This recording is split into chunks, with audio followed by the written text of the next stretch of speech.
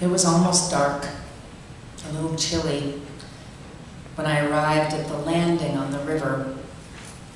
I had dressed carefully, knowing that it would be hot when we got close to the fires. I was dressed all in black cap, black turtleneck, black jeans, black boots, even black socks. There were black gloves there for us, the captain said as we climbed onto the black boat. I didn't know any of the other 8 volunteers working the early shift that evening, even though we spent the next 3 hours working in pretty close quarters. I don't actually think I learned any of their names.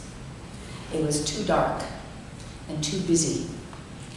The air was full of smoke and cinders, and all those people were watching as our boat motored carefully close enough to the bonfires so that each of us could add 1 or 2 more pieces of wood to the blaze.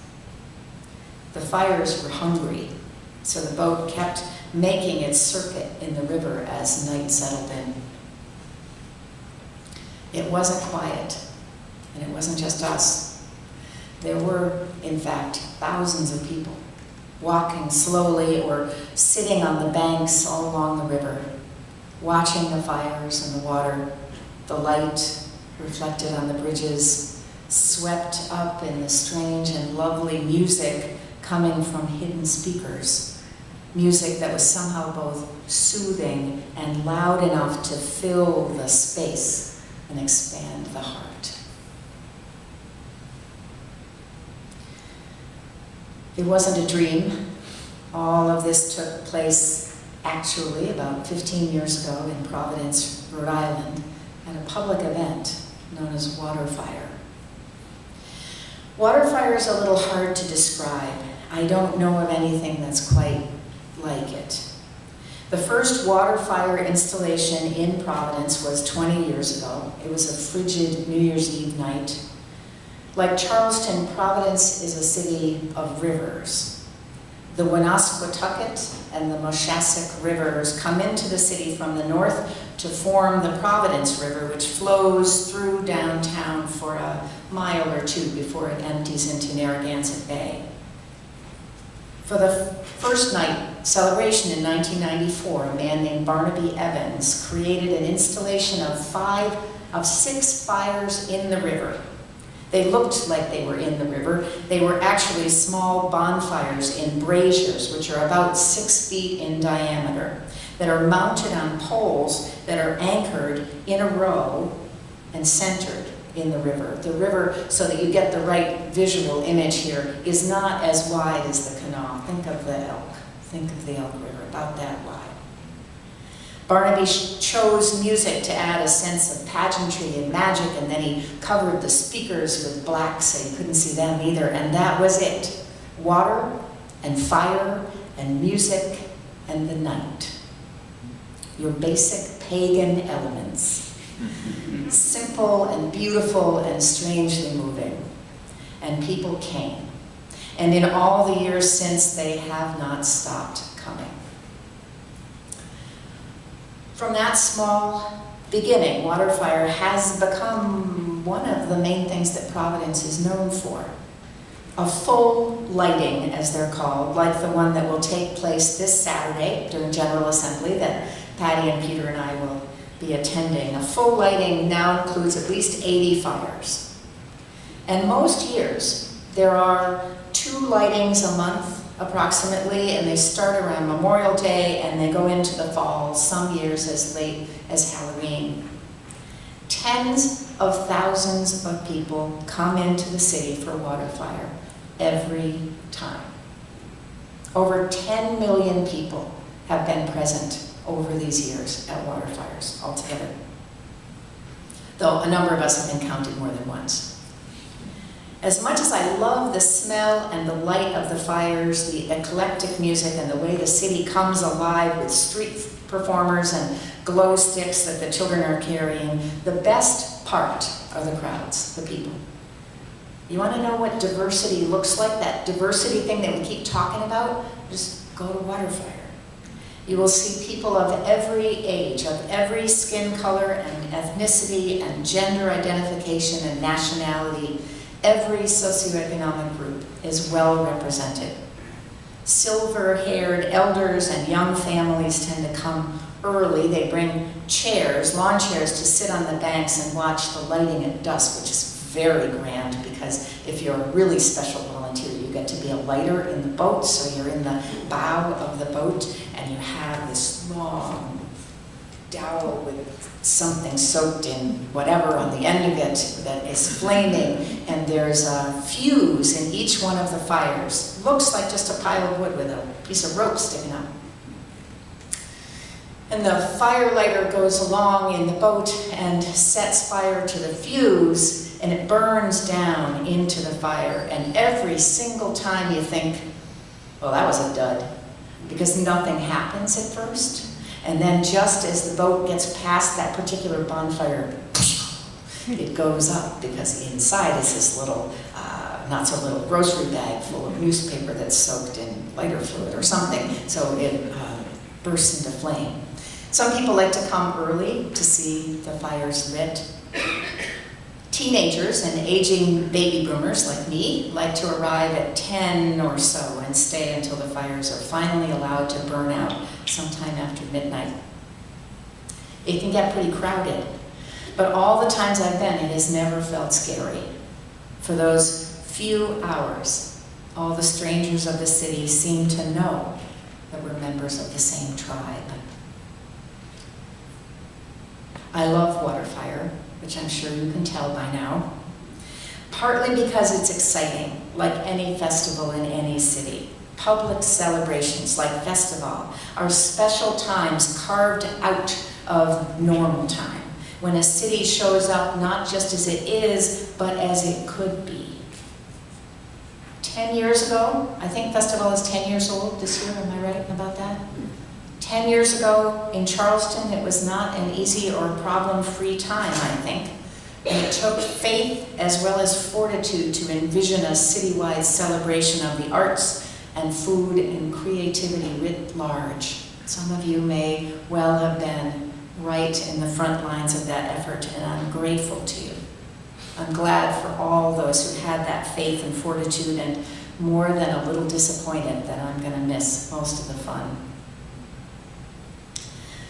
Water fire began 20 years ago, and 10 years before that, Providence was not a happy place.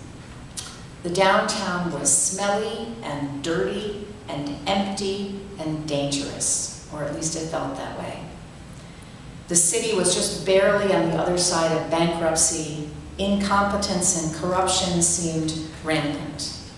Only fools would have expected good things for that city, and many of those who could afford to move out into the suburbs did so.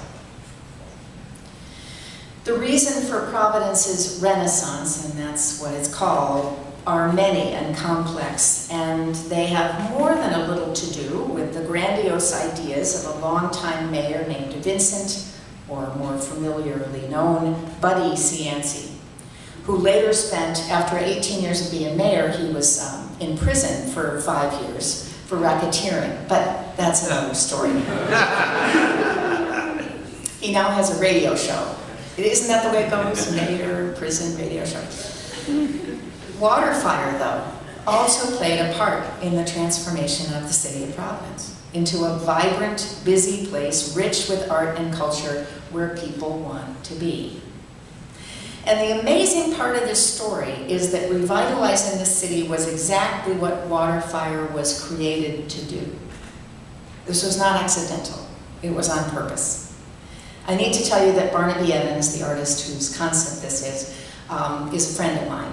He and I were in college together, and as a matter of fact, for a certain number of months in freshman year, I was convinced I was deeply in love with him. But that was a long time ago, and another story too. And he and I are still friends. Barnaby spent years being a photographer and having success as an artist. And he became very disillusioned with the art world, which seemed to be as concerned with splitting the world up into the smart artistic people and the rest of us dolts And he wanted to create a piece of art that was absolutely accessible, absolutely public. Free, of course, accessible to all kinds of people of all kinds of physical abilities, and engaging for everybody, even people who think they know nothing about art. No irony, he says, no secret meanings, and utterly dependent on the active involvement of people who just step forward because they want to be a part of it. That's what I was doing. You can sign up to be a volunteer on one of the wood boats, but you may have to wait weeks to have a chance to go and be hot and dirty and have sparks in your hair for 3 hours, just for the fun of being part of this and wearing all black. The people's demand for this event has been both extraordinary and sustained. I think I would have imagined that after a few years, the interest in Waterfire would die out, because it's very expensive to put on, and it's not funded by the city at all. It's all donations, usually corporate donations and individual donations too. Waterfire's been written about in hundreds of articles and discussed in symposia in Helsinki and Barcelona and Montreal and Seoul and New Zealand and Amsterdam and Minneapolis and Philadelphia. I'm reading you the list, as well as urban studies programs and books about public art. Barnaby Evans has created installations of Waterfire in Columbus, Ohio. Did you hear about this? Because I didn't, and I don't know when that was. And Kansas City, Missouri, and is currently exploring installations for a number of other cities, including St. Petersburg, Barcelona, Seoul, Hiroshima, Rome, Padua, and Venice. Venice seems a logical choice, don't you think? Barnaby believes that all of this is of such interest because people just generally don't have such opportunities in their lives. Opportunities to be affected, not just as an individual, but to be in a place where it feels like a community is being bound together. Before we can make things better in this world, he says, before we can fix the roads, or the schools, or the economy and really make it stick, we have to believe that it's possible to change things. We have to believe that individually, each one of us can do something that matters to illuminate the city, as he says, to illuminate the world. Barney has a favorite story. He actually told me this story about 15 years ago, and I watched his TED Talk. There's a TED Talk if you want to look at him. And he told it again. It's only been slightly embellished. It's about the day that he was working on the river, so it was early days. It wasn't a Waterfire. It was a Thursday afternoon, and he had a bunch of volunteers. He also tended to hire people that nobody else would hire, so they were setting things up, and a bunch of volunteers in the boat, and a guy in a big pickup truck kind of screeched to a halt right by the edge of the river and got out and said, "Whose idea is this? Who's in charge here?" And all the people on the boat kind of went, pointing at Barney. It's him. And Barnaby went up and he talked to the man who said, "I love Waterfire. I come almost every time. I bring my wife and my kids and my mother-in-law and my mother-in-law's cousin and her sister, and we stay until almost midnight every time. And you know what? We never fight." And Barnaby smiled and thanked him and said, "Well, that's great." And the guy said, No, you don't understand. In my family, everywhere we go, we always take 2 cars because somebody's going home early." And then the guy in the truck said, "Don't take this the wrong way. I don't want you to, this is kind of a strange thing to say, don't take it the wrong way, but it's almost as if it was art." And so Barney smiled and said, yeah.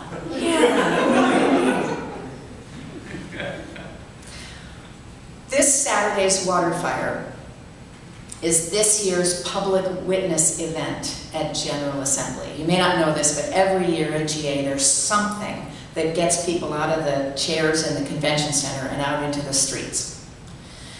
And that's an important thing for us to do, to remember that our faith has to be real in the world. We are also this year celebrating the 5th anniversary of Standing on the Side of Love. Some of you have Standing on the Side of Love t-shirts, I imagine.